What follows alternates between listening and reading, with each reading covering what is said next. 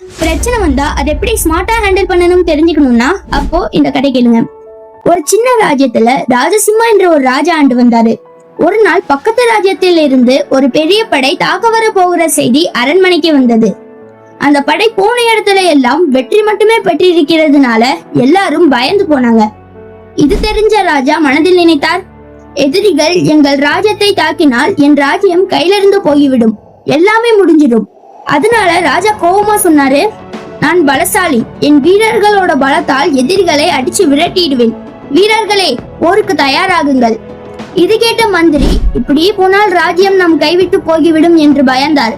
பின்னர் கொஞ்சம் யோசிச்சு ஒரு பலமான திட்டத்தை போட்டு ராஜா கிட்ட உறுதியா சொன்னாரு, மன்னா, எதிரி வரும் பாதை அந்த குறுகிய பள்ளத்தாக்கு.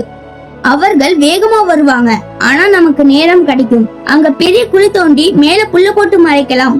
பக்கத்தில் இருக்கிற ஆறு தண்ணீரை அங்க திருப்பி ஊத்தினால் அவர்கள் அந்த சேரில் விழும்போது கொஞ்சம் பேரும் மாட்டிக்குவாங்க. அவர்கள் பெரிய படையா இருந்தாலும் அவர்கள் நகர்வு நின்றுவிடும்.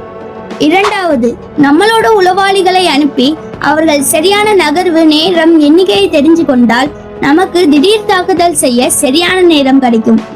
மூன்றாவது, நம்மளோட சின்ன படைய அவர்கள் சிறையில சிக்கும் போது மறுமுகமாவே தாக்க சொல்லுங்க. இப்படி பல புத்திசாலித்தனமான யுக்திகளை யூஸ் பண்ணா பெரிய படைய போர் இல்லாமே ஜெயிக்கலாம். ராஜ்யமும் நம்மளோட கைவிட்டு போகாது. இது கேட்ட அரசர் முதல்ல தயங்கினாரு. ஆனா மந்திரியோட புத்திசாலித்தனத்தை நம்பி அந்த திட்டத்துக்கு சம்மதிச்சாரு. பிளான் படி எல்லாமே நடந்தது. பெரிய படை பள்ளத்தாக்குக்கு வந்து குழியில விழும்போது சேர்ல சிக்கினாங்க. உளவாளிங்க சரியான செய்தி தந்தாங்க. போர் இல்லாமையே ராஜ்யம் காப்பாற்றப்பட்டது. சோ இதுல இருந்து நம்ம என்ன தெரிஞ்சுக்கிறோம்னா, நண்பர்களே, நம்மளோட டெய்லி லைஃப்லயும் இதே பிரச்சனை தான். படிப்பு, வேலை, உறவு எதுலயும் பிரச்சனை வந்தா உடனே கோபம் படுறோம். கோபம் படாம இந்த கதையில வந்த மந்திரி மாதிரி அமைதியா யோசிச்சு பார்த்து புத்திசாலித்தனமா வழிகள் கண்டுபிடிச்சாதான் வெற்றி சுலபமா வரும்.